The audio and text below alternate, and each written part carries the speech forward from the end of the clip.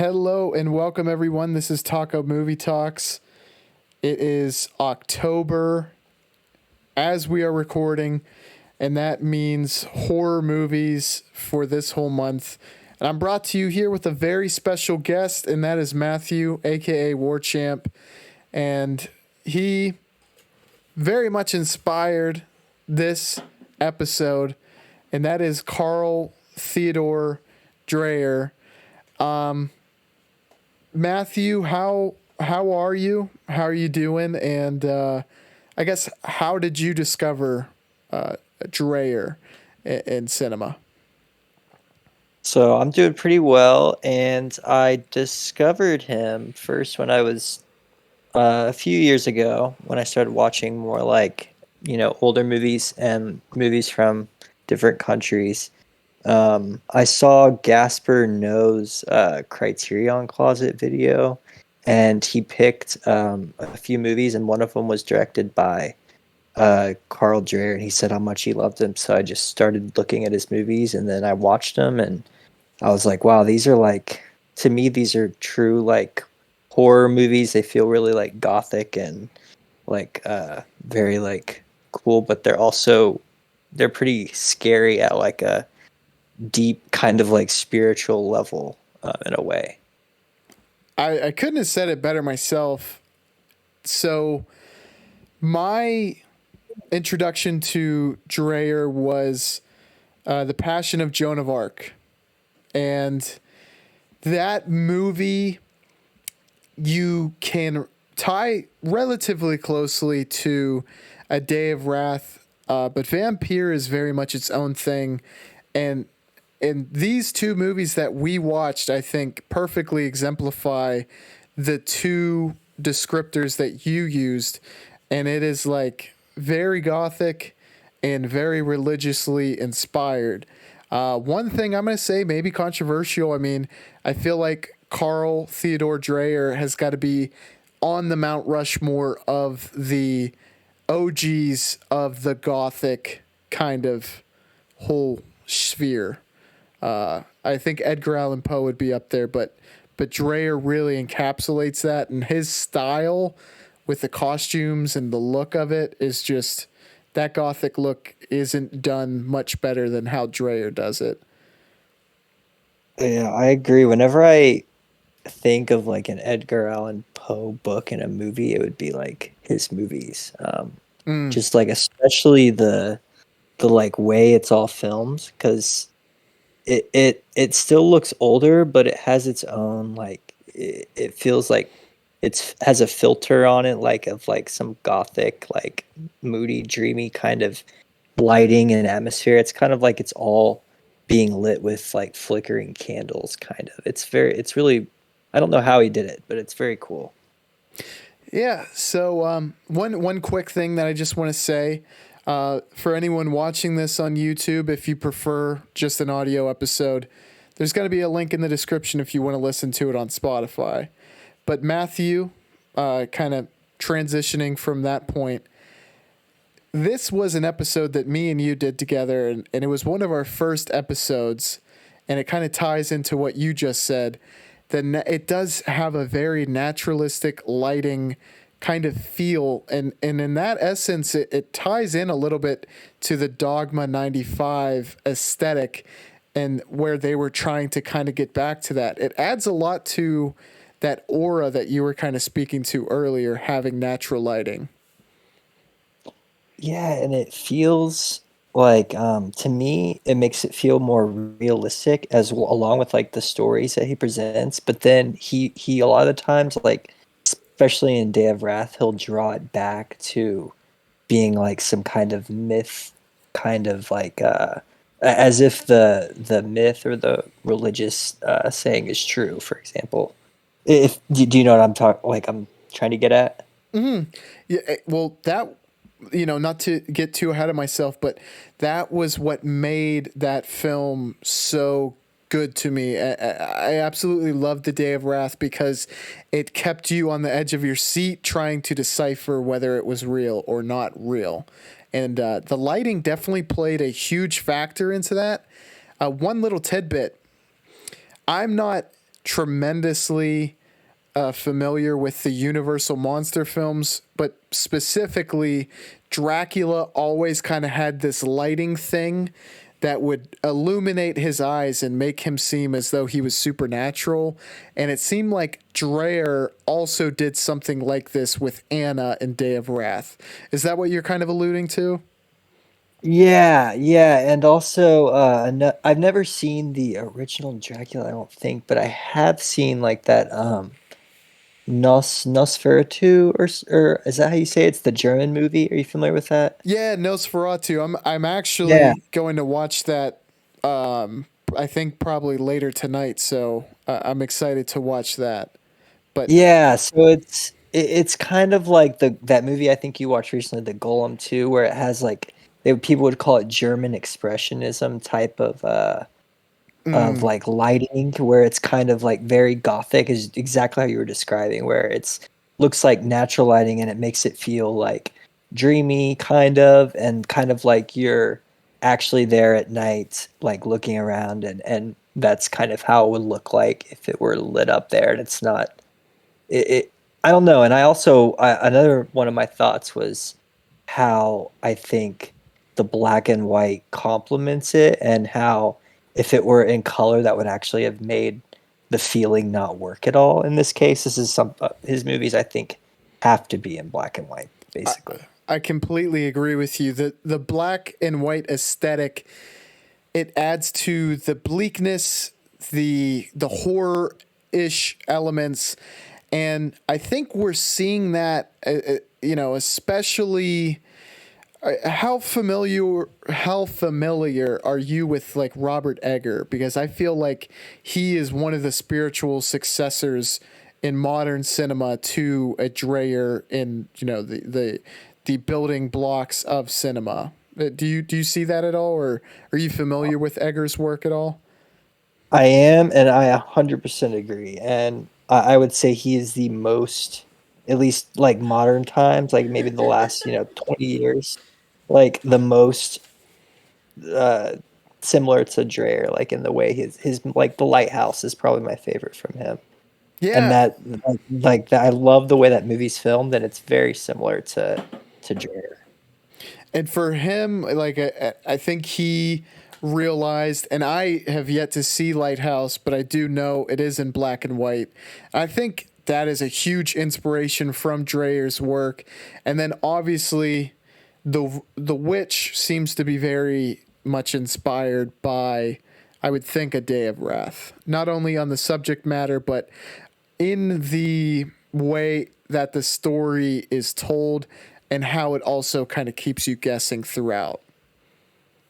Yeah, I agree. I've seen The Witch, and it's definitely similar because like pretty much not all, but most of Dreyer's stories have some sort of like witch or like religious power being used in a corrupt way, pretty much kind of story going on, and a lot of times has to do with people being deemed witches and witchcraft supposedly happening when it's not really witchcraft, but.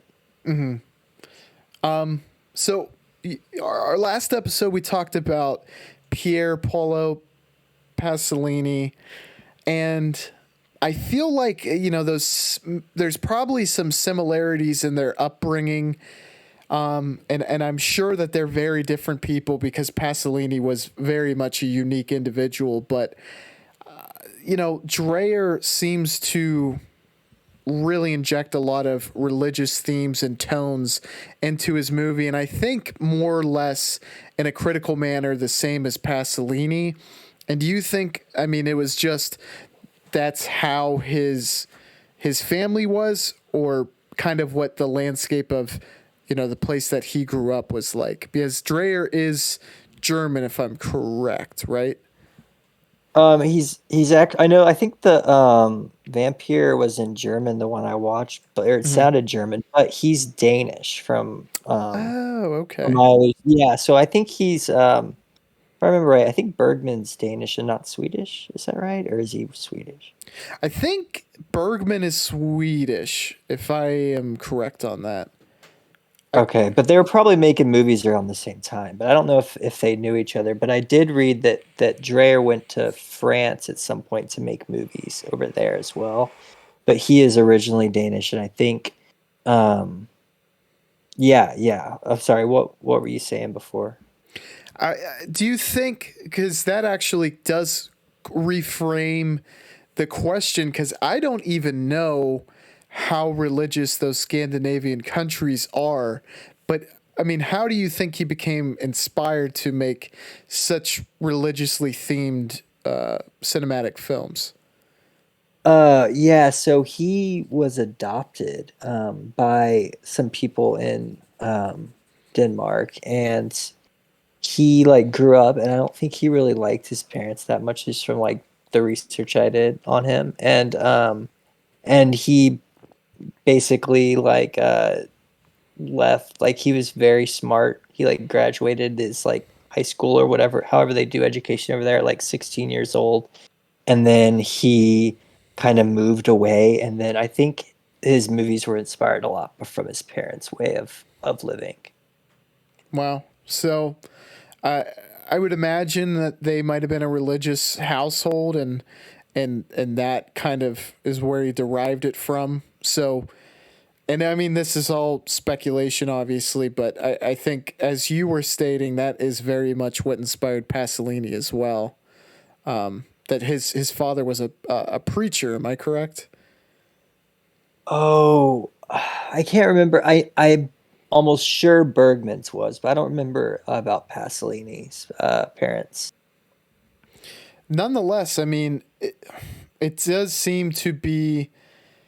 I mean, and maybe it's just the tales that he decides to kind of retell, but Passion of Joan of Arc very much religiously based.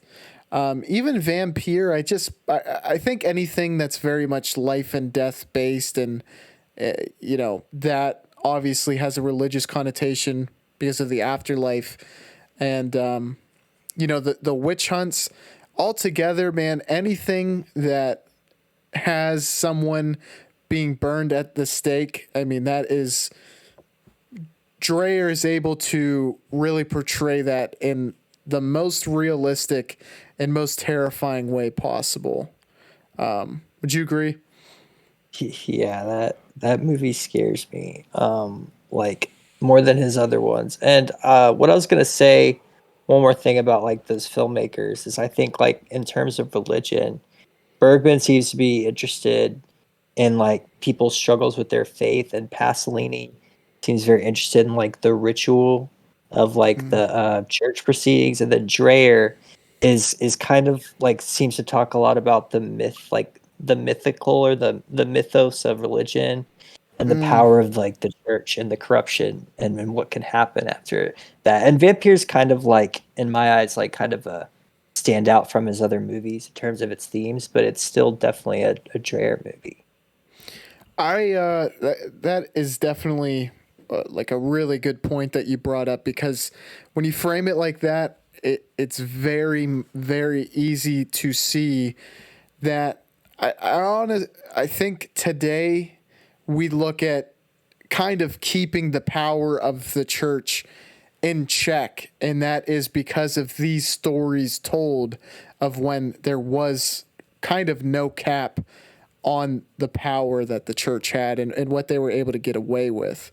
So, I mean, these movies are very powerful because it reminds of us of what did happen in the past.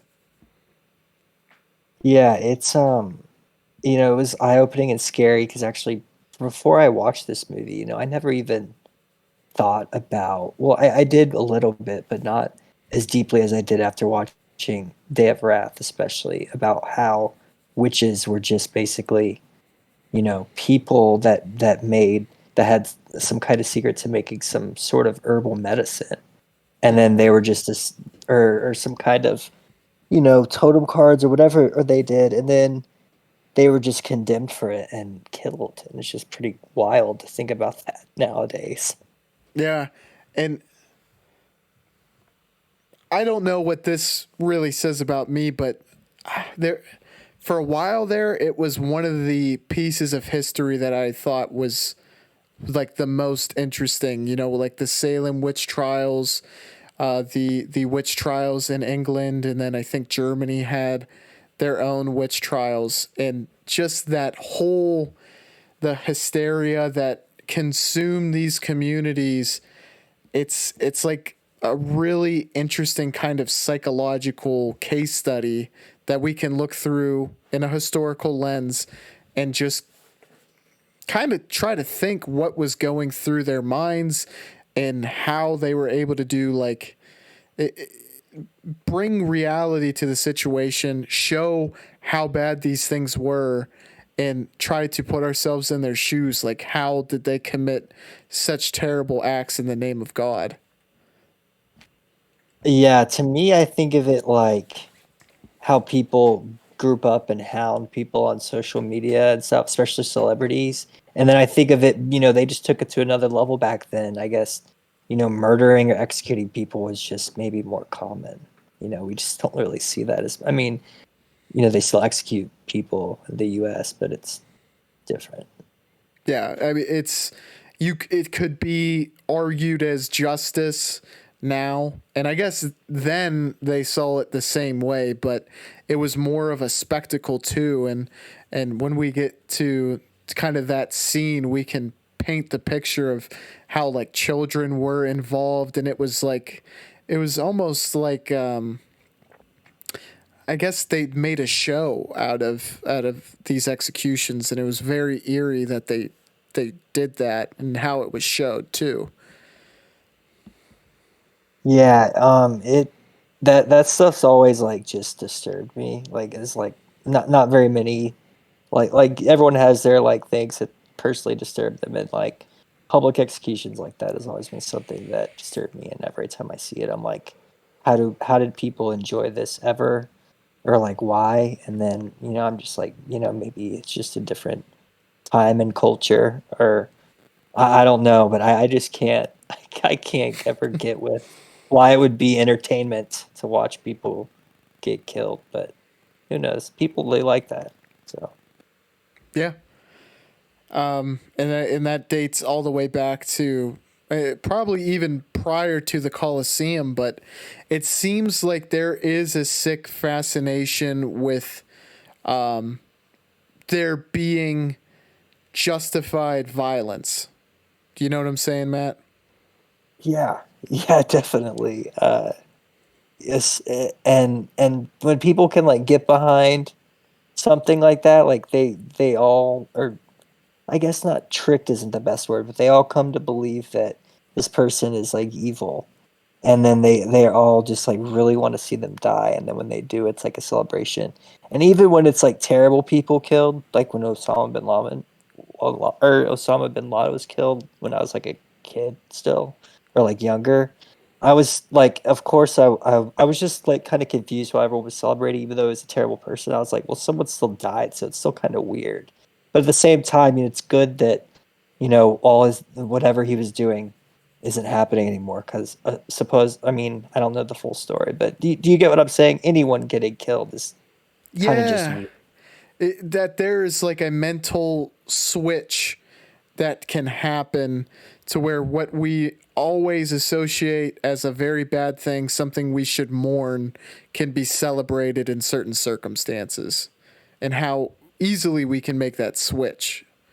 It is Right. it's such a weird dynamic in all of society because I don't think I think it even goes to tribes. I think if you were to look at tribes that are very remote and that don't have many interactions, if they see what they perceive to be an enemy being killed, it's still almost celebrated or just not looked at the same as if one of their own were to die.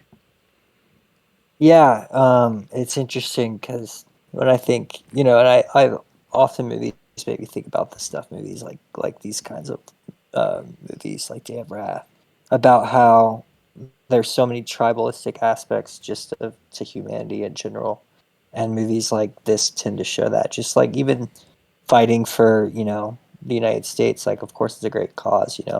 I have family members like my dad who's a veteran. But at the same time, it's also like you're fighting for your country, so you have to belong to that group. Mm-hmm. Yeah, And it's it's a very human nature way of thinking. Kind of, I don't know how else to say it. I completely agree with you. And you know, we kind of touched upon this in Thin Red Line, but it the thing that separates us from them is not nearly as a definitive line as it's made out to be while you're on the battlefield. You know what I mean? Right. Yeah, yeah, and I think that's the best war movies show that, and also that show Band of Brothers does a great job showing that too. And I think Dreyer he flirts with both sides of the fence with Day of Wrath in that he shows the people aren't very much different than you and I, and then he goes into the other side of the spectrum where he makes us wonder if there is something unique to this character and if maybe she is different. And I love that juxtaposition, and I love that he kind of toys with the psyche of the audience. And I thought that was just, I came into that movie very much interested, and it just, the way he presented the narrative and the story just kept getting better and better, I thought. So, great recommendation by you, Matt. Yeah, thank you. Yeah, the first time I saw that movie, I was shocked by the actual, like witch or trial thing, and the burning at the stake was so early in the movie, and then the way it played out the rest of the way is so well done in my opinion. Before we dive too much more into Day of Wrath, would you like to start with the synopsis for Vampyr?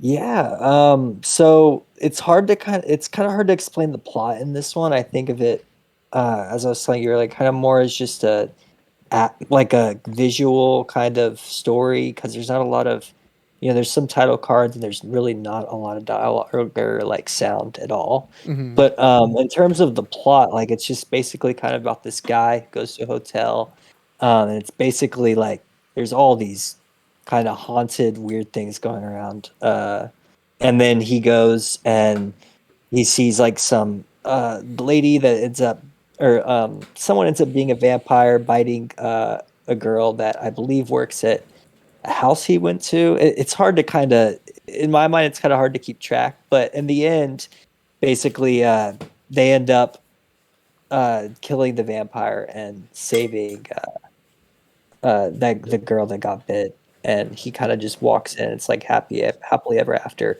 But to me, it was more about all the very or the really well done like tone, I guess, that's set. It's extremely visual and it haunted me because of the way it was presented in the images. I guess the best way to say it.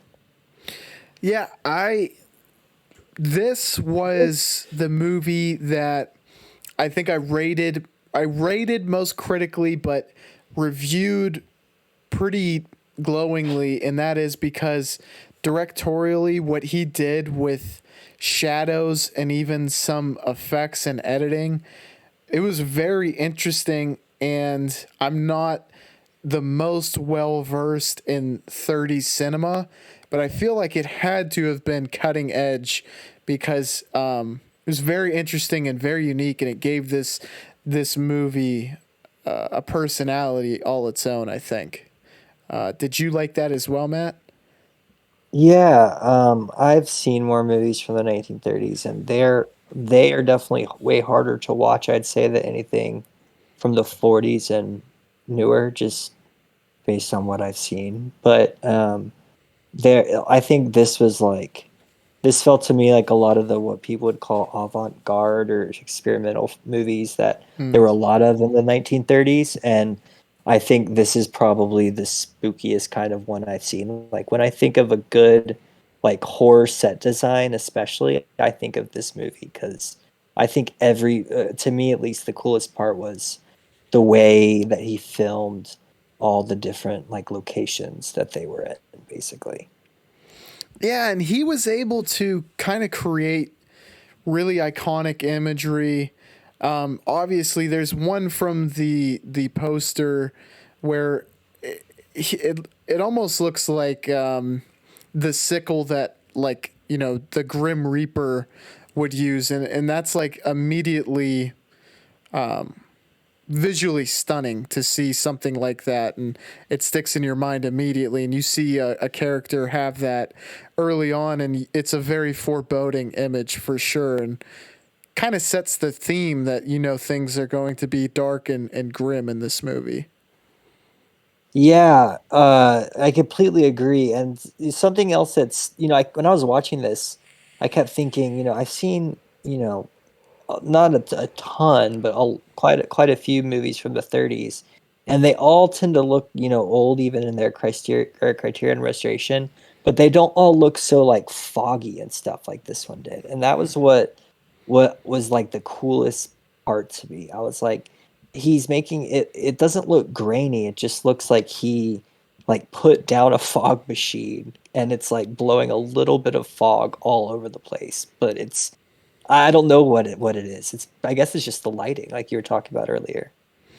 And it plays into like the overall story beats, like it lends itself to information we find out later on, because not only that fog that you mentioned, but also the way that these shadows are, like, there's almost like an other world being played out that only exists on one plane, but not like within the physical plane.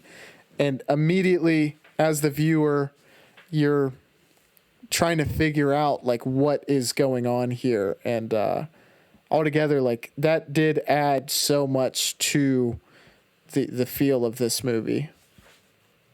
Yeah, and even the kind of dream sequence or astral projection where he sees himself dead adds another, like, you think, okay, wait, is all this a dream? Was that a dream? Or is it like, is any of it real? Because, I thought the first time I watched it that he was dead, and then that maybe the ending was him not in the real world anymore. But then on this second watch, I was like, no, he was dreaming at that point, and then he came back. Okay, so Matt, you pretty much just perfectly described me there, because this was my first time watching it, and when I saw that, I thought he was dead as well. So, from your second viewing, you believe it was an astral projection from that point, and that he did not die. Yeah, yeah, because they come back and they basically save he saves that girl, and it's just like this very rushed, weird ending because the doctor dies with the flower. And even the second time I was like, what's what's going on here? And then I like rewinded a little bit, and I was like, because I was kind of actually more scared this time by it, because it was like getting dark, and it was kind of like creeping me out a little. And so but I did like try and pay closer attention to the plot, and then I also read a plot summary, and I like put the pieces together, and I was like, okay, because to me the part where he's dead is so like such an iconic like sequence of him, especially when they put the camera in the coffin, like that's a pretty creative thing even today. Like I don't see much of like crazy camera angles like that. I was going to highlight that as well. I thought, especially when you had the framing of the coffin and you're just looking through those glass panes that they would put on old timey coffins, that was absolutely brilliant. And then they kind of close up so that it's not framed anymore and it is still absolutely terrifying, because it would be easy to mess that up and probably not be able to kind of feel that as an audience member, but it was genuinely like you kind of felt claustrophobic. I think by the framing at the beginning, and then to hear bells ringing, and it's like, damn, like this is what this is what death would feel like on the other side, you know, and that was very effective for me as well. Yeah, the whole thing is kind of like it feels like it's a found footage movie from like the 17 or 1800s. It actually felt like that to me, which is really cool. He absolutely nailed the aesthetic of the time, the feel of the time. So, and I guess it to me, when I thought he was dead, I thought it was kind of painting the picture of like the fear of the other, of being on the other side, and that dread that he didn't experience, or maybe he did experience when he died, but you don't get to sense that until after he realizes dead from the other side. You know what I mean? And I thought that was what the horror aspect was supposed to be, but that adds a completely different layer. That if that was to be a projection instead. Yeah, yeah, I agree. And it's, maybe it's one of those things that can be interpreted either way because it doesn't seem extremely clear. Like it's the title cards are way more frequent in the beginning, and then there's like so little amount of dialogue said and sound. It's almost like sound is like an extra thing that added to the scary effect for me. Yeah, the music was added more or less to emphasize some of the scarier moments instead of trying to add more kind of detail to what is actually taking place, or narration base, or conversation and dialogue to kind of like expositionary dialogue isn't used quite as frequent in this movie, especially compared to A Day of Wrath. Right, right. That one, it's newer, definitely. I don't remember how many years, maybe like 10 to 15. But he seems like he was working with, I think at the beginning the Criterion said it was the footage was lost or something, and they had to redo a lot of the sound or something like that. So it seems like it was one of those very old films that we're lucky to even still be able to watch. That is something, just kind of on a side note, it is kind of shocking to think of. And obviously, 100 years ago is a long time, but that happened with the Gollum movies that we were talking about earlier. Like the first one and the second one are completely lost to time, and this movie very nearly could have been lost, but they were able to salvage the footage from, I guess there was two different versions, a German and a French version, and they were able to take the sound and actual footage to be able to get the entirety of the movie still. But isn't that kind of shocking to you to think that these movies could have easily been lost to the sands of time, and it wasn't. It was a long time ago, but like 100 years, I think we sometimes kind of overestimate how long ago that is. I mean, I think I'm contradicting myself, but I mean, do you agree with that at all? I agree. Like I watched a video one time about how like Criterion restores like movies, and a lot of times they'll go to like a library, like a national library, and they'll have it. But I don't know like how that process works, and I kind of wish I did because it's pretty interesting. Like it's kind of like I think about books. Like a lot of the times, if there's a war or something, like stuff gets lost or destroyed or burned. Like I'm sure in World War II, I'm sure there was a Mm, lot of lost European, art and literature, probably just in general. I'm not really sure about movies, but that stuff, it's easier to preserve it now online, but still, like, who knows what the future of the internet will look like, and if we'll be able to even transfer files to whatever we use in the future. It's just unknown. yeah, that's a super good point, because I mean, we, like you said, we never know what the advancements of technology is going to bring, but like the old saying, or I guess it isn't an old saying, it's kind of new, but it's lived with our generation. And it's like, hey, once you put something online, it lives forever, right?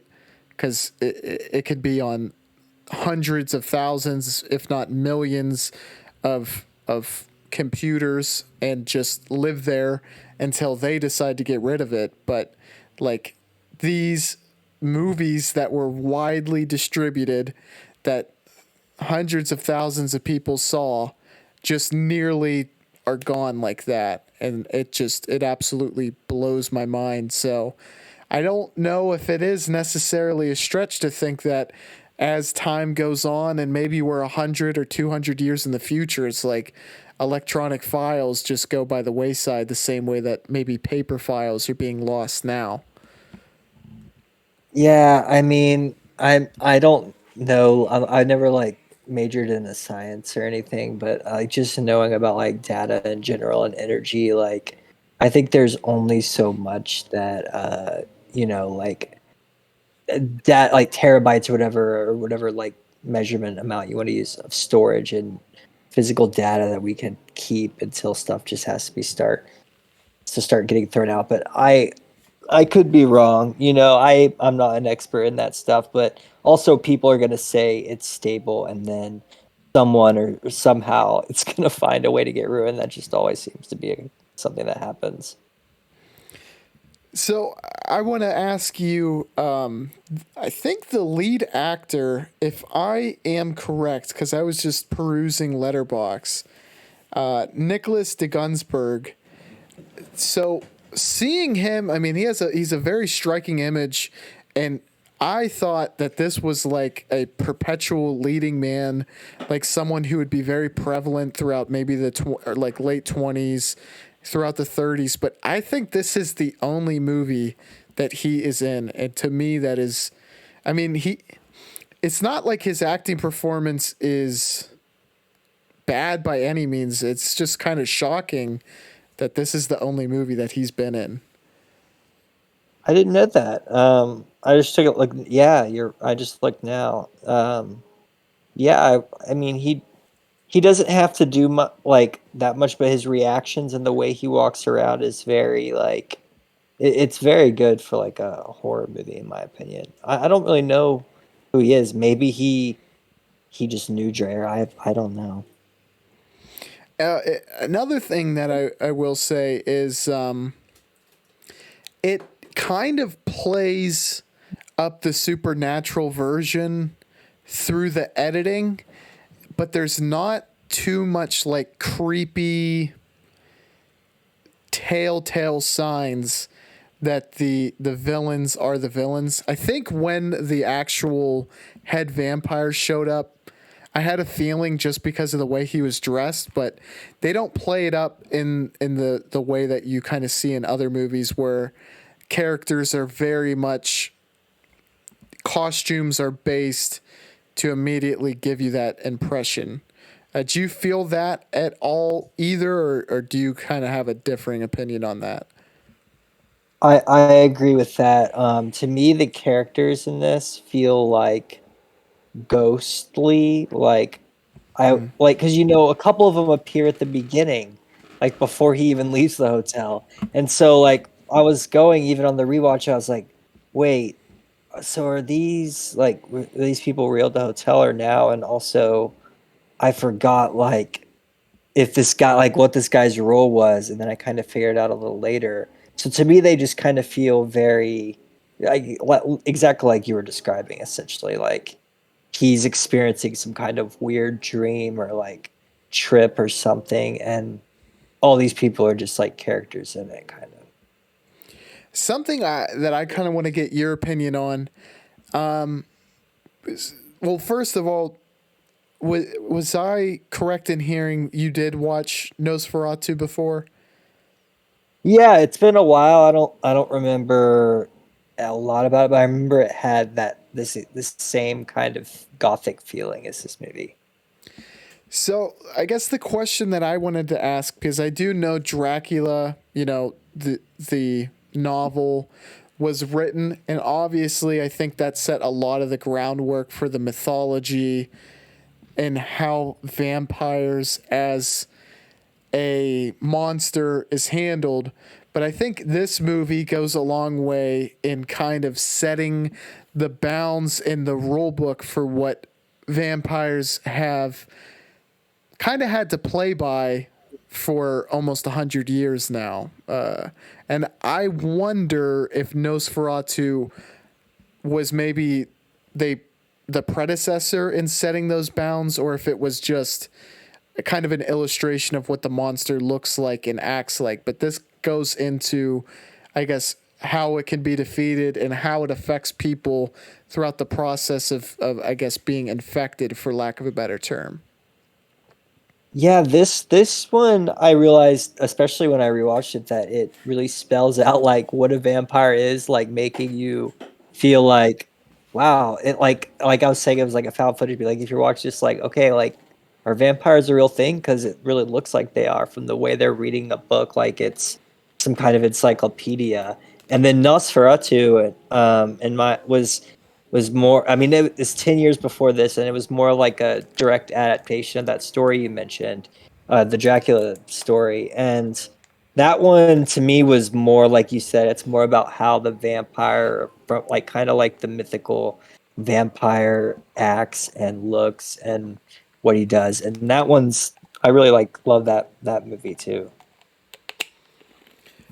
In your mind, where does this sit as far as is the vampire movies that you've seen?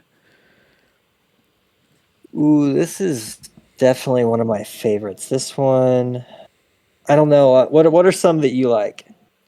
So I really like Herzog's Nosferatu the Vampyr. That is probably my top one, just because I haven't seen Nosferatu yet, and it's kind of an interpretation of that, but it kind of, I think it takes it in a direction where you sympathize with the vampire, which is kind of a weird juxtaposition. And like some of the more modern ones, there's a movie called 30 Days and 30 Nights where it's one of the first like modern horror movies that takes it away from like the kind of handsome interview with a vampire type and more of like a brutal animalistic vampire. So I definitely like those two takes on the vampire genre.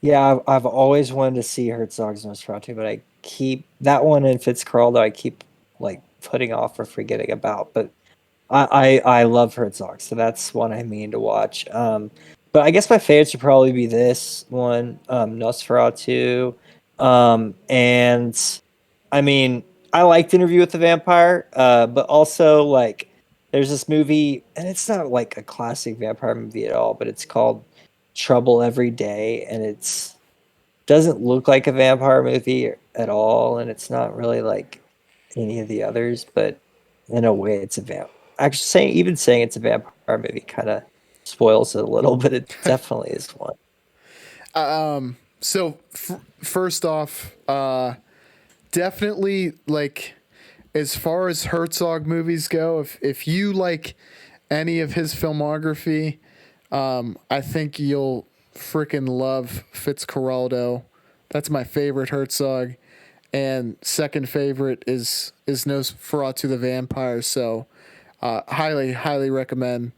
But another vampire movie that I have yet to see that is very high on my list, and I think it's one of the highest rated horror movies, and I think the highest rated like vampire movie is Let the Right One In. The original, I think, Swedish version of it, or maybe it is French. But have you seen that one at all? No, I have not seen that one. It's I've seen, people on Letterbox talk very highly of it, and it's a child vampire, and kind of about her befriending someone, but I think it's very brutal too, which makes it really terrifying from what I've heard, but haven't seen it yet. But that is high on my watch list for sure. Okay, I just looked, and this sounds very similar to this movie I watched like when I was very young, called like Let Me In or something, and it was like looks like an American version of this, and it wasn't my favorite, but I don't think it doesn't look nearly as good as this one. This one also has way higher ratings. Yeah, and I guess just as a genre, the vampire genre it's gone through growing pains, it's gone through evolutions, but I think it always kind of harkens back to its roots, and I think that's when it really drives the point home in the best way, and just kind of setting the stage the way that this Vampyr does. It really allows these later, more iconic versions to excel, just laying the groundwork, for, so to speak. Yeah, I agree. This one, whenever I think of just, a classic vampire movie that would be like shown in another movie as like on a TV screen and like a scary scene or a jump scare or something that's about to happen, it would be like this movie or, the original Dracula or Nosferatu or something. Because they all have that creepy, like German expressionistic, whatever you want to call it, look to them. So I have just two more questions to you that kind of refer to this movie. And I guess first one first, I wanted to ask, do you think that this is maybe one of the best example of Dreyer's I, gue- I guess direction skill in the way that he kind of is able to use the footage and manipulate the footage to create these uncanny experiences for the viewer. Yeah, I would say this one, and then it's so hard to choose, but I think Passion of Joan of Arc is really well at doing that, like the way the title cards are and the way it's filmed, and then also this other movie he does called Debt, like the way he directs that, the way the narrative is, it's a really really good storyline. And I really love the way he does the directs in that one as well.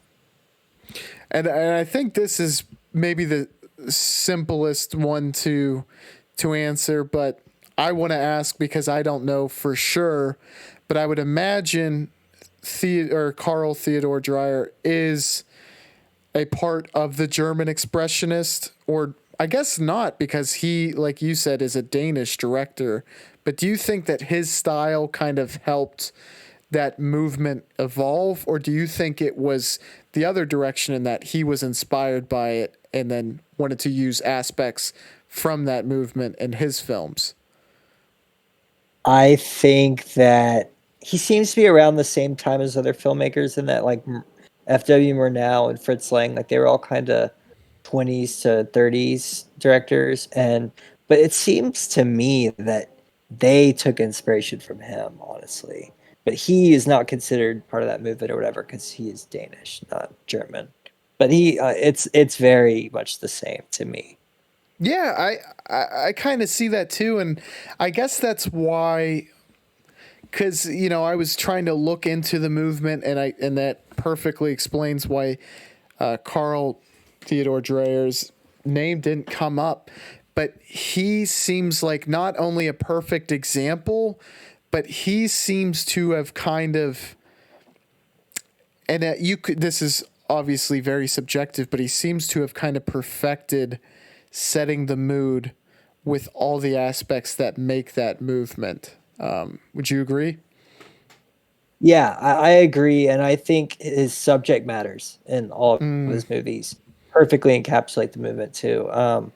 Because other movies like there's noirs or there's crime movies or whatever you want to call it with that in this genre, and they're good. But I think that his kind of I would call them all horror movies, even though they're not what you would think is horror nowadays. perfectly like it's perfect. That style is perfect for his kind of storylines. I couldn't agree more. And uh, it would be difficult to do a movie that covers the subject matter of Vampyr and not have all of the elements that Carl Theodor Dreyer is just dripping and using very successfully.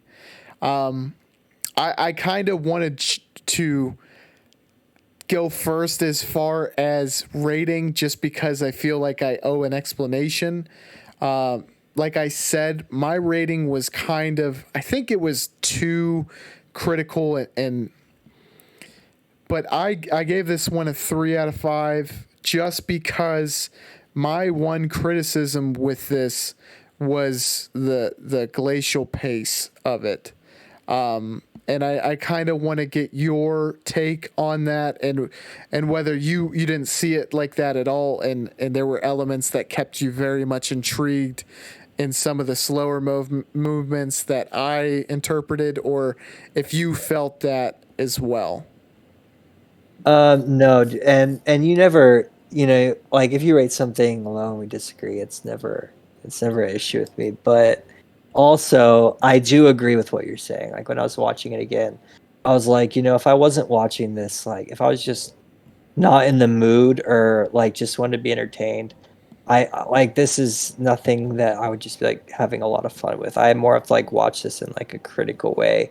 Like I really have to be in the right mood, and if I'm not, it does feel like it's already slow as it is, even though it's a short movie, but it just feels like twice as much. And it's not, you know, people it's not just that you're not always in the right mood. You also can just not enjoy, something like this as much like other experimental films. It's usually hit or miss. I usually like it a lot, or I just am like, this is boring and I don't care for it. So it tends to have a wide range of opinions, and a lot of the times I'm just like, what is this stuff? But a lot of times I do find it being I'm just not in the mood to watch that at the time. Then I'll watch it some other time, and I'll have like a different opinion on it. So that's kind of the way like movies like this and kind of these like weird experimental and older movies kind of have worked for me. Before you rate it, I want to see if you had any takeaways as far as maybe what Dreyer was aiming for, and if you feel like he had any themes that he was trying to get across with this film. So I think, I have not read about this, so this is just a guess, but I think that they probably said, because he had already made Passion of a Joan of Arc, and I think it was a pretty big hit even back then. And I think, they probably said like you should make a vampire movie because he had that theme already of having like a dark kind of, or his trademark style. You could already get it after just seeing like a movie or two. And so they're probably like, vampire movie would fit perfect for you. But, I think he wants to, again, he's like evoking these, because I didn't really even end up seeing it till the end, how like his themes of, like these weird or these like religious type of things, even though it wasn't super religious, it felt like it was, because it felt like they were in these like old church type buildings or whatever you want to call it, very the old structure. And for what he wanted to portray, like I don't know, to me it felt like he was trying to convey some sense of fear, Mm. and that's kind of what I got from it, basically. Because I always like for example, like movies like this. After I'm done, I'll still remember so many of the images, and even in movies that I'm more scared while watching, a lot of times I won't remember a lot of scenes like specifically like in my mind after. But in this one, like when I think about the movie, I can remember so much about it because so much of it to me was visually appealing. One thing I want to just see if you felt similarly. Do you think the fear was derived from losing yourself, and that is illustrated through like literally physically being disembodied, to feel like you're not in the same plane, you're not in the same reality anymore, and that is also ties into if you were to transform from human to vampire. Did that track at all for you? Do you think that is where he was kind of deriving the fear and horror element, or did you kind of come at it from a different subjective point of view? Yeah, to me, it's kind of like that. To me, I was kind of like, this feels, you know, like a dream, but also like a bad dream or like some kind of weird like astral projection, or like this is what it's like after you go to like what stories would describe as like a hell of some sort. Like it's just this weird like an afterlife or something. To me, it just kind of like and then a lot of that just honestly comes from what I was talking about earlier with the lighting, and as well as just the strange things happening in kind of a nonsensical way, but then a way that also sort of makes sense, just like a dream kind of does sometimes. Just to me, it just kind of, I would say it just like spooks me or creeps me out kind of in that typical horror fashion. It doesn't like make me super scared, like very frightened, but it just kind of, I go, this is like weird or something's off about this kind of feeling. Yeah. So, what were your final thoughts, Matt? And what did you rate this film?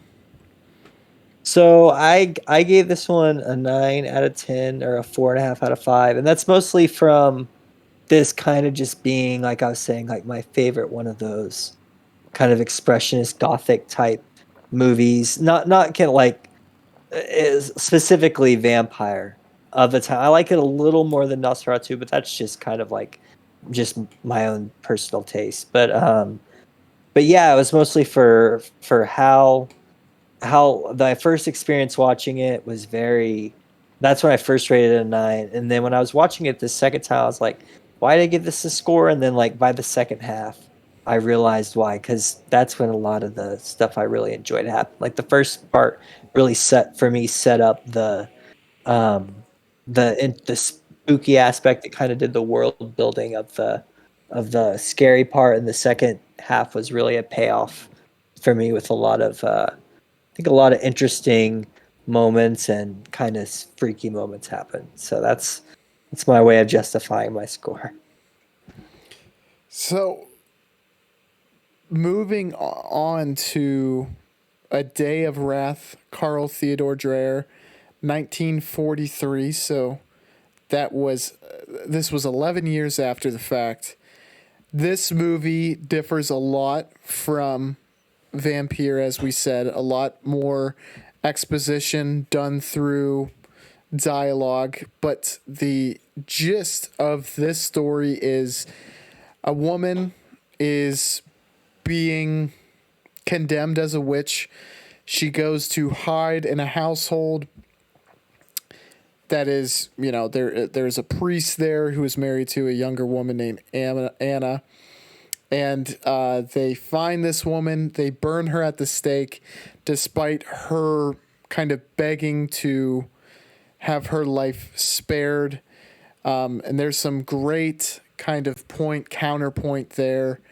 And that woman actually goes on to kind of set the narrative for what is going to occur throughout the rest of the movie. And from then on out, we kind of have a guessing game as to whether Anna is also a witch or not. And a lot of kind of chaos ensues as her relationships meet their, I guess, conclusion, for lack of a better term. But Matt, I would like to get kind of your perspective on this. How did you feel about this movie coming out of it? Yeah, the first time I remember when I watched this movie, it freaked me out so much. I was like, this is really scary, but like I didn't expect it to be so freaky, and it's also really old. And there were so many scenes, like especially with the kids singing in the choir, like at the different times, and the reading of the text off that like Bible looking scroll or whatever it is, and the whole witch trial and all that, or the burning of the stake and all that stuff. So I was shocked at how much it scared me, and I was also like, I thought the story was so good, and it was also like my first year, or I think it was my second Dreyer movie after Passion of Joan of Arc, and then after that, I was like, okay, I really like this director, and I still gotta watch more from him.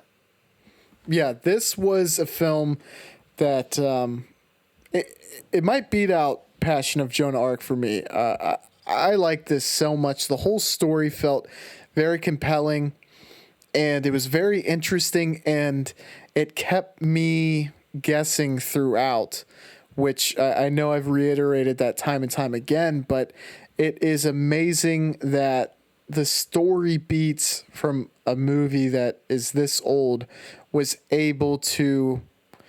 You would think that tropes would be created from a movie like this and replayed so much that we would have a familiarity where it wouldn't work anymore.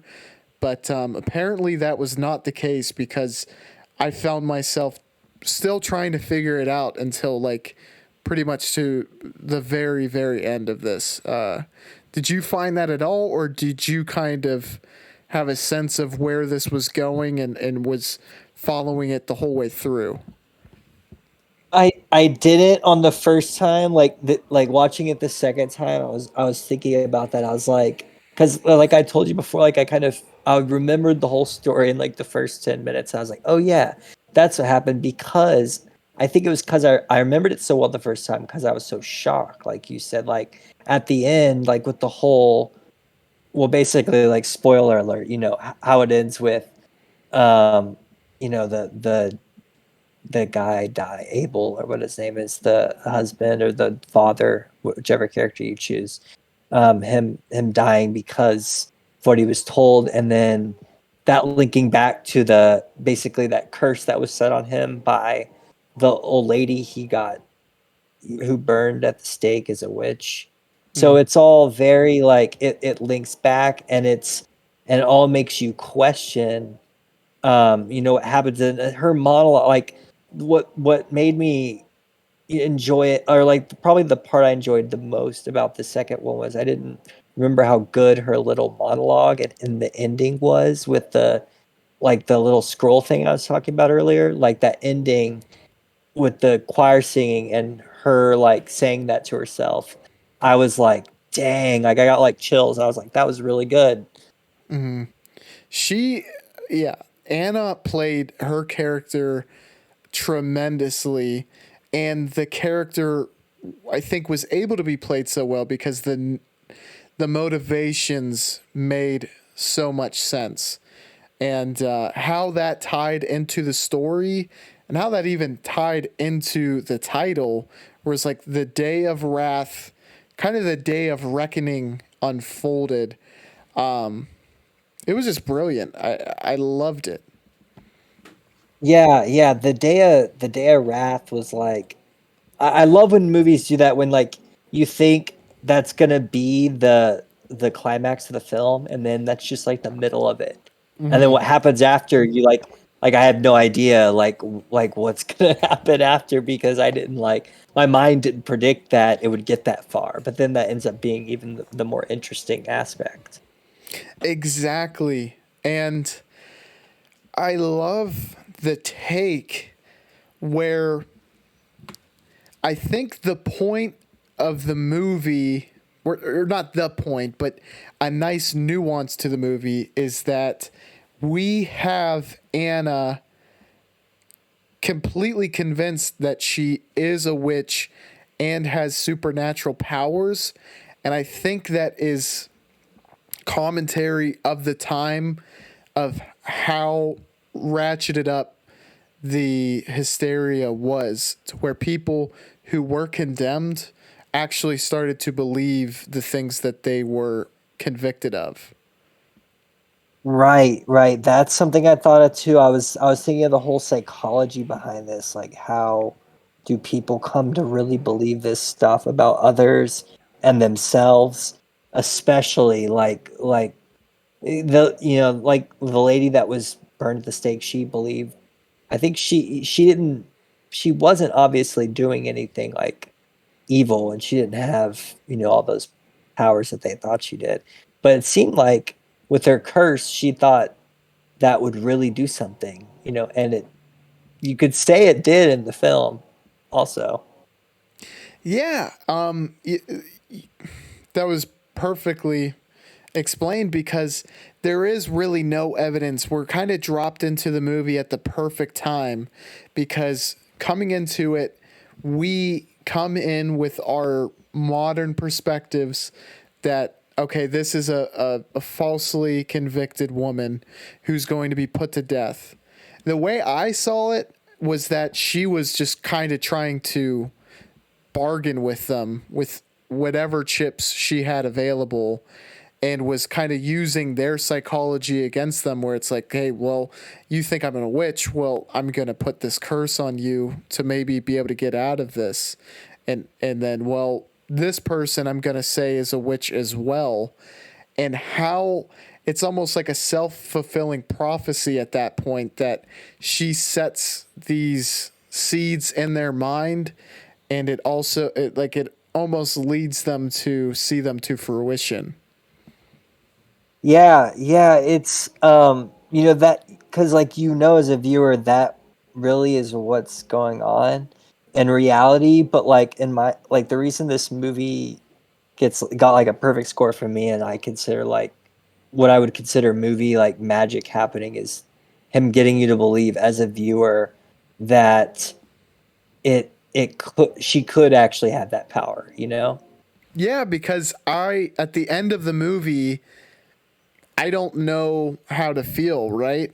Because it's like you can say you don't believe in ghosts, but if something in your room gets knocked over without an explanation, how else are you supposed to, like, you can try to explain it away, but sometimes the least likely proposition is the only one that remains. And with this film, it's very hard to kind of explain away everything she prophesized coming to fruition. Yeah, yeah, like I remember the first time because I didn't know where it was going at all. I wasn't thinking about how her saying that stuff would lead to anything.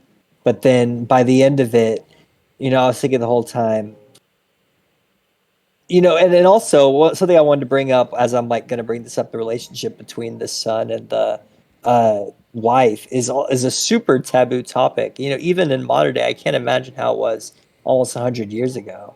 But like that whole dynamic, I didn't I didn't expect that to end up being what the curse, because it's the way that made me think of the curse again before the very end when the lady says, and is basically a witch, is that he dies basically once it's revealed. Yeah. Um, I mean, that was absolutely like, you didn't really expect that. And I want to kind of go back to a point because you were talking about the psychology of the people involved and how they can believe this, and it likens back to, and you know this, Matt, and I think the viewers, it's been hammered into their heads a lot, but obviously big true fan person, but it's like the whole false confession phenomenon, and how when you're being interrogated and they are insistent that you've done something, that it starts to convince you too that I must have done these things that they're telling me I did. Yeah, I've seen that happen a lot in or interrogations or interviews or whatever. Um, yeah, it's a weird kind of, and I wonder what that's like, for people that celebrities or just people famous on social media, what it's like to get all the praise and then at the same time you're getting so much hate. And I mean, it's different, but just like all these people telling you this or to believe this about yourself, you might just start to believe it. And it's like a self, I think we said self-fulfilling prophecy earlier, making a point about this similar kind of phenomenon. I think you're on the money, but that I don't know if that fully explains it, but to me that does a lot of the times because people will start then acting like other people are treating them or what they're saying to them. And here's kind of like a really interesting character plot point that we start to see Anna almost act as though she possesses these powers after her husband tells her that there are beliefs that she has supernatural powers. And it's a huge change between her attitude prior to this and after this. And like that is such a beautiful thing that was added to this movie. Yeah, and that's another thing that as we were saying earlier, it's like that is it myth versus reality thing. Is she acting this? Is it explained by what we were just talking about, or is this because of the curse? And back in a few hundred years ago, it would be crazy to think it was anything but a curse, which is an interesting thing to think about. Nowadays, saying someone's cursed, people would just kind of laugh and think you were joking. Yeah. And you were talking about the ending, and that I did not expect that whatsoever. So, I mean, how it unfolds at the beginning, where the son very much stands up for Anna, that was pretty much expected because that was the plan going in. I thought that the twist could be that he would denounce her at some point, or maybe wouldn't kind of stick to their plan. But then the mother implores Anna to be honest, and when she admits to being a witch, I mean that acts like that was the best way to end the movie, I think, possible. Yep. Yeah, it's like it's kind of like leading up to the next, like this is how it continues on. I love endings that they're open ended, but they're also telling you that something is like cyclical because so many things I think are like perform in like cycles, just in like nature in general, including stuff like that. Yeah, and the cyclical nature that you kind of bring up, it leads me to think that this, like how this story unfolded, is just going to start all over again with Anna. Yeah, it's like people that are I don't know. I guess comparing it to modern day, I just people that when people say witch hunts and they're like using it as a, when someone's getting like witch hunt for whatever reason, whether it's right, whether it's a good or bad thing. But I mean, back then, uh, they may have committed a crime, but still, it's people. We would say, you have no right to do that to people, no matter what they did, unless it was like some really heinous crime, probably. Then people would probably be okay with it. But like in general, you know, I guess I'm just trying to say that we tend to just we tend to view it as wrong, but then we kind of do it still today, just in different formats, and it's not as brutal. Like back in history, a few hundred years ago, everything was also just kind of more brutal in general.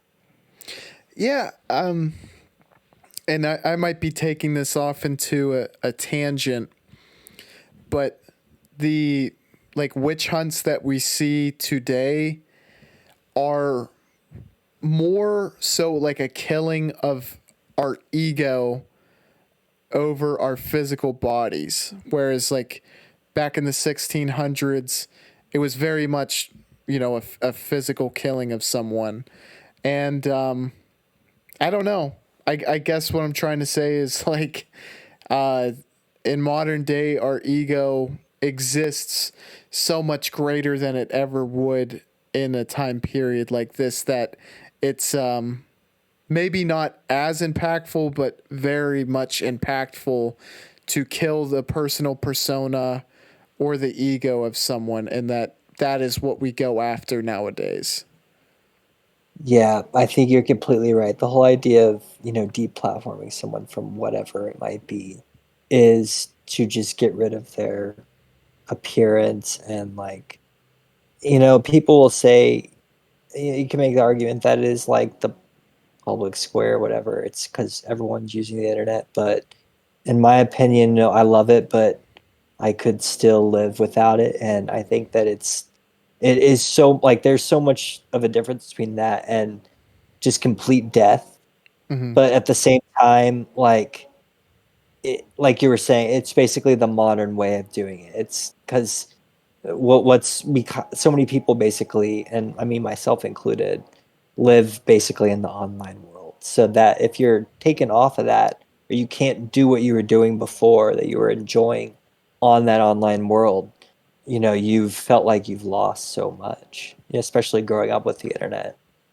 Yeah, and this movie, it is kind of surprising, especially to someone like me, that it's a story set in the 1600s, told in the 1940s, and it still is kind of relevant in a metaphorical way in what we live through, now, 80 years after the fact. And that's just kind of insane to kind of put that into perspective, and look at it through that lens and the similarities and what has happened. It's just crazy. Yeah, yeah. I mean, taking away, definitely the church corruption's obviously down, but like the whole idea of the movie being like this, um, everyone's condemning this one person, and then and then more and more people start to believe it and gang up on people. Like I think I've seen that kind of activity online, like 10 times, if not more, like so much more than I see in real life, almost never in person, or not nearly as much as on the internet. You see it everywhere on the internet. It's just kind of the lack of, I guess, responsibility for your actions online, essentially. Yeah, and I like to look at this kind of from a judicial standpoint, which obviously you have a lot of expertise in, and like the physical or Philosoph- philosophical. Thank you, Matthew. Where I think part of us in society, we have learned that it is better to let 1,000 people who have committed a crime walk free than imprison one innocent person. And that is kind of, that ties all the way back to the witch hunts in a way. yeah, yeah. I don't know. It's like when people, I don't know. I think anyone can be, not duped, but like fall into a like group mentality like this, whether it's a good or a bad thing. It's pretty easy and it's usually fun. I mean, you do so much stuff with groups that it's like fun to have like a group of people to like also, say whatever you want to about other people with. And sometimes that could turn, I guess, extremely negative. Like you see when things start to go, when everyone has starts having the same opinion about something. Another like thing I remember I learned in psychology was like the whole uh it was called polar, or basically the group think idea that like you get a bunch of people that all agree on something, they're going to start having more extreme views. So then when everyone hates someone, it just kind of gets worse and worse, I think, like about whatever they believe about that person.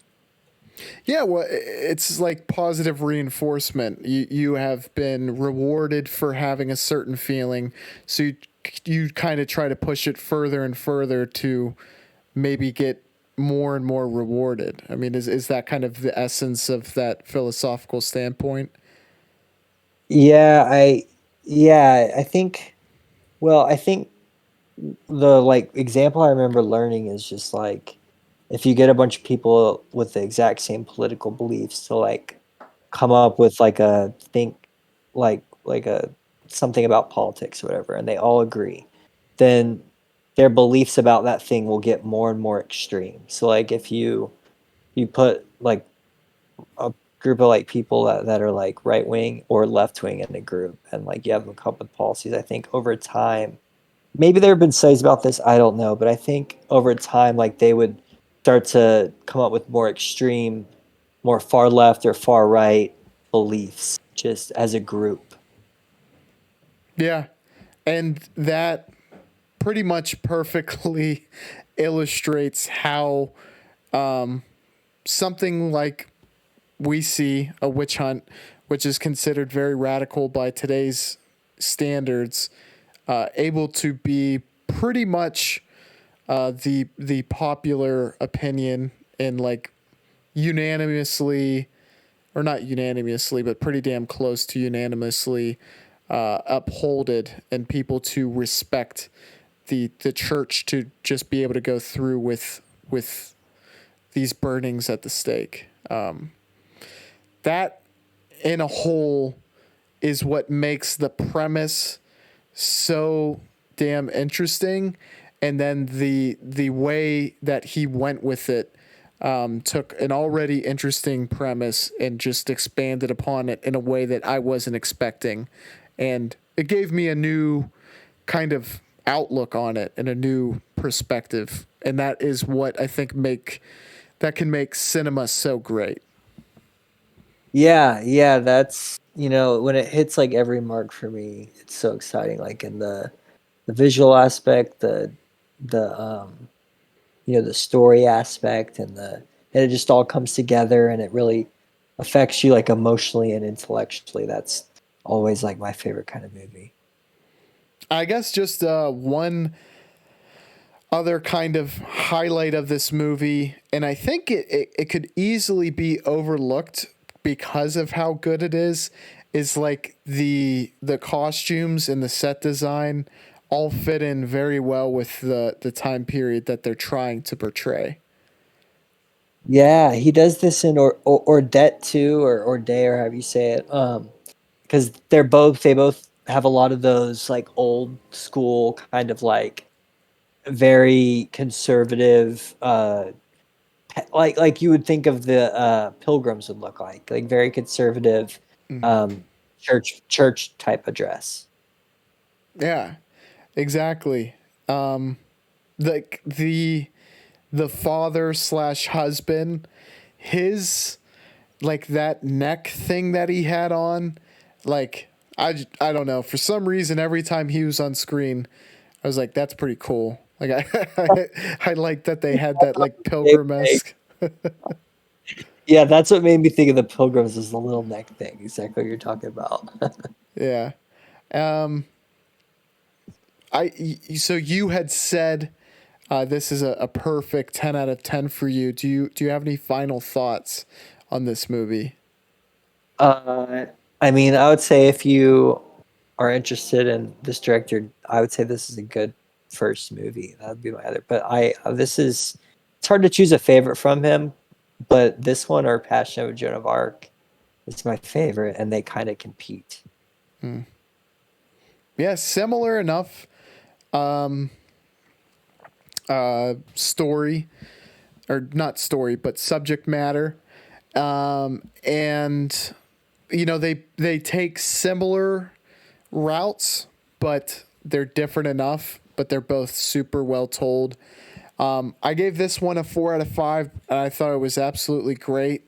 It's always hard for me to rate these older movies because I always feel like I don't give them enough credit for kind of being the pioneers and coming up with these ideas and approaches way before any of the the like even 70s or modern films, but this is a movie that I think genuinely withstands the test of time, and I think that's maybe one of the greatest accolades you can give to a movie that's nearly 80 years old now.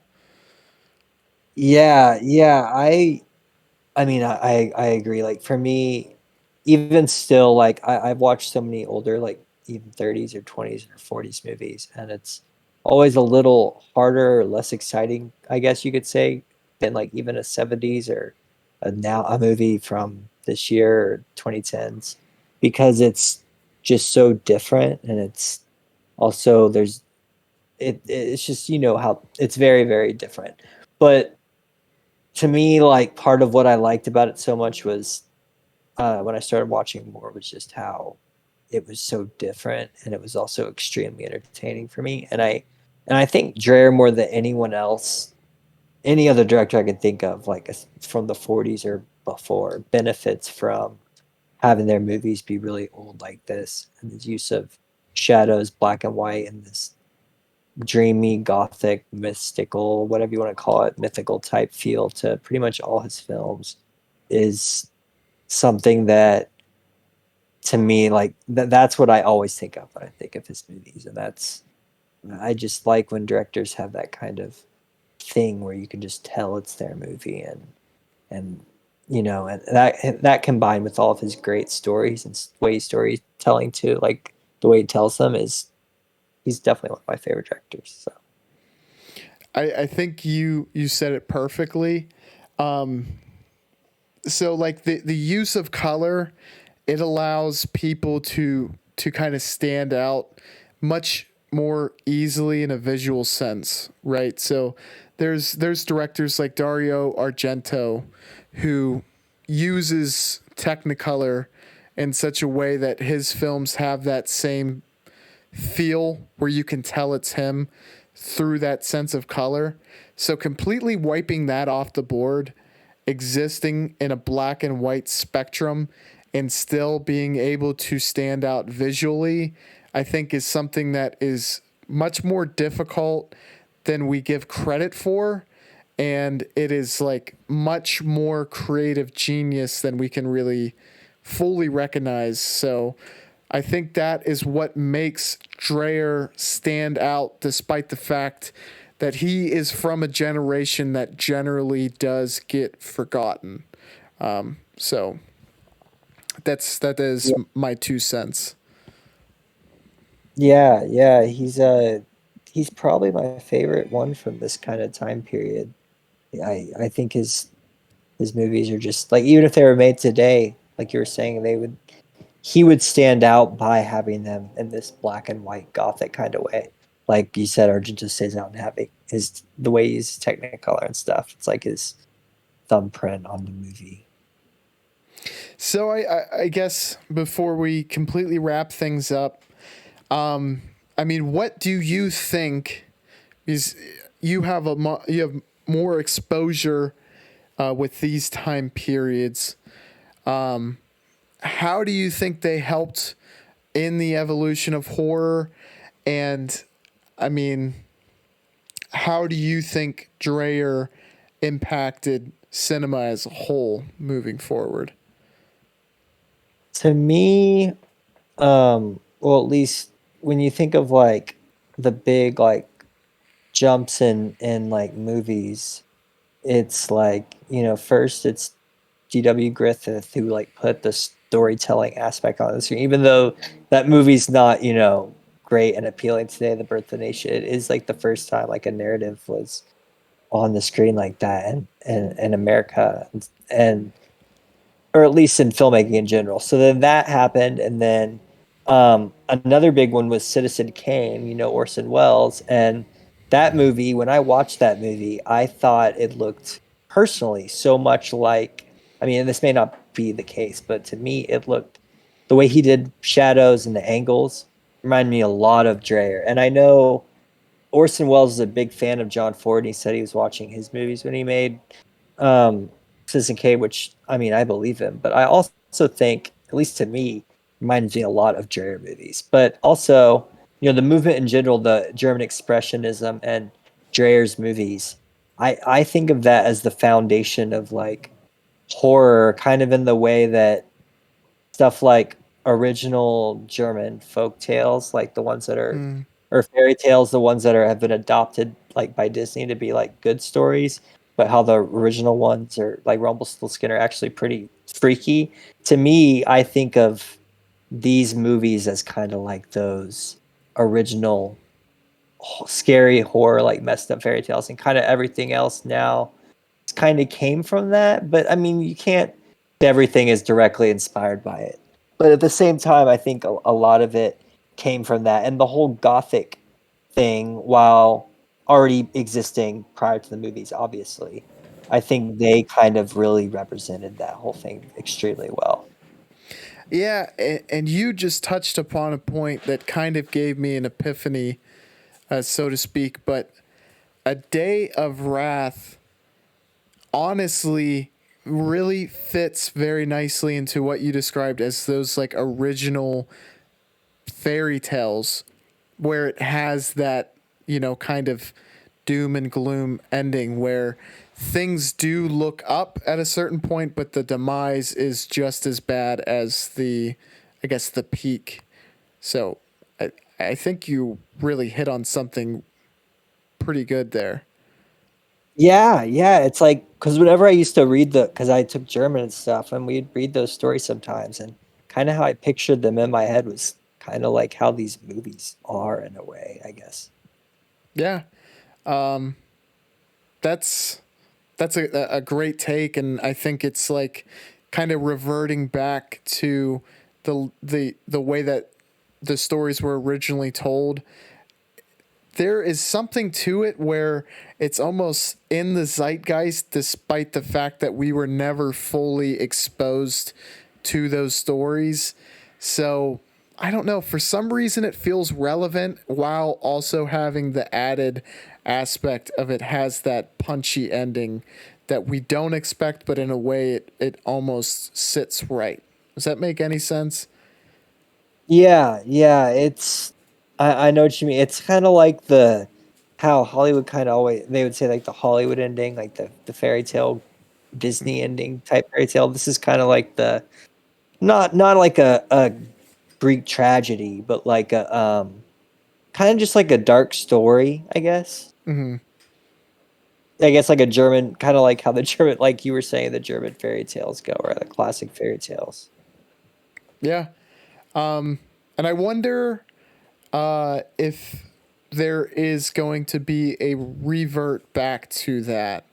And I might be overlooking some of the horror movies that we have now, and maybe that is the closest interpretation that we're going to get to that.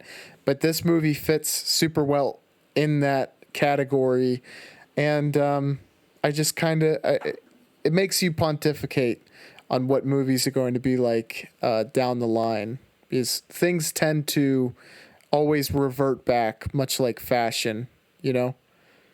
Right, and like we were talking about Robert Eggers earlier, and he like, I think his movies are like the closest thing to a kind of a reintroduction of this style. Even though they're still a little different. Like I think the use of black and white, like a lot of people would say in most movies today, and I'd agree with a lot of them that using black and white for no reason except to be different or stylish is stupid. But in his movies, I think it's fully justified, and it adds to like the story, kind of like in these movies. So, and that just leads me to just one last question. I guess, how would you feel black and white could be best suited in modern day? Because you brought upon a very good point, and that there is times that you could use it kind of just for the sake of becoming visually different. But how do you think you could best utilize almost going backwards to go forward with the use of black and white? Yeah, so this I actually started thinking about this the other day when I was watching this. It's like this kind of interview with William Friedkin, the guy that directed The Exorcist. Mm, Um, He's done a lot. He's done quite a few like pretty popular movies. He's a pretty good director, and he was talking about. I think it was him that was talking about the use of black and white and how it wasn't like in modern times, like the change of color, they had to basically like, or maybe this was Lee Marvin. I don't know. It doesn't really matter. But anyways, so he was talking about how the use of color basically changed everything for movies in the sense that now you had to color all these things perfectly to get your aesthetic, kind of like how what you were talking about earlier. And he was saying how he missed when movies would be in black and white because he said, for example, like an alleyway scene, he's like, that's gonna look like crap in black and white.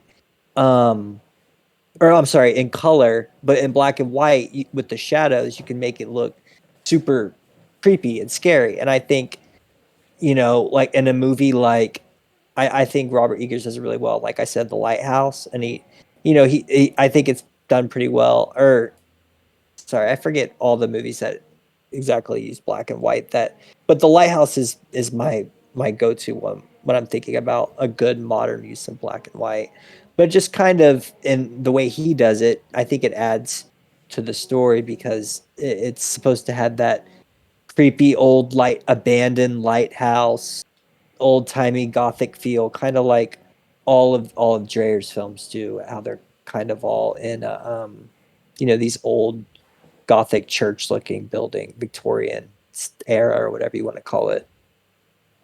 Yeah.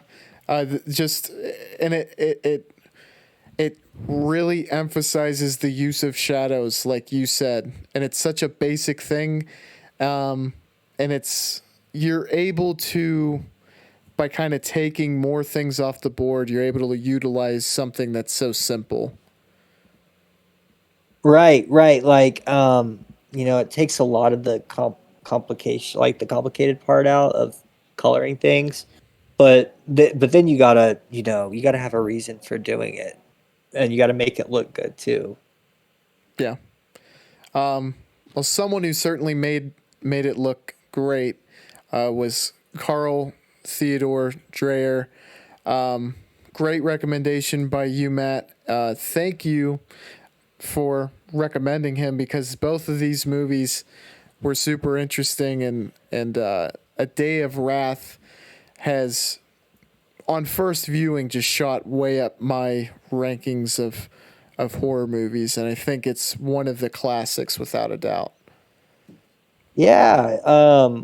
I remember seeing on your list like Vampyr was on there, and I was like, well, if Vampyr's on there, let's I would do that with Day of Wrath because that's another one that scares me a lot. So I'm glad you really liked it because it's easily one of my favorite like horror films too, or classic kind of scary movies. Yeah, and I'm looking forward, Matt, to doing more horror movies with you throughout October, and I hope you are as well, my friend, because this was honestly a great discussion about a director and a time period that I didn't have too much information prior to us watching this. Yeah, I'm glad you enjoyed it, and I'm glad I could expose you to some more, I guess, a little more obscure horror movies. Yeah. Hey, if you guys made it this far, like and subscribe, and also down in the description, Matt's letterbox is there, and my letterbox is there, and we both obviously like to talk movies, so feel free to follow and comment and discuss and make recommendations because we can talk about movies all day, and this has been great. Thank you again, Matt. This was super, super awesome. Yeah, of course. Thanks for having me, as always. All right, y'all, that is all for us on this one, but we will catch you on the flippity floop. Bye, y'all.